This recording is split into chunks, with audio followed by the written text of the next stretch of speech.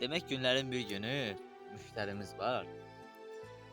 Qardaş bal sifariş verib, özü də baba soyuq bir vaxtdır. İnansız çölə çıxmaq olmur ha. Tempoyu Bakı kimi yer. Məsələn, rayondan gəlmişəm Bakıya.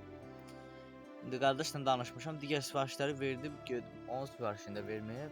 İndi mənim ora çıxmağım artıq qardaşın oradan getməyi ilə elə bir vaxt düzgün gəlməmişdi də. Onun işi çıxıb getmişdi. Nəsə mən gəldim, çatdım ora, danışdım qardaşla. Deyib sənə bir məkan deyim, orada qoy, mən gəlib götürəcəm də. Müştəri də daimi müştərimizdir. Hə, heç nə qardaş, razı olduq. Dediyi məkana girdim içəri. İndi qapını bağlamağa qoymadılar ki, gördülər axı paketi şəffafdır, bal görsənir. Gördülər, dedilər bu qardaş şeydir. Sizdən qabaq gəlib girmişdilər. Bəs almışıq da bir bal. Çox son lazım deyim. Qardaş bir dinləyin görün mən nə demək istəyirəm.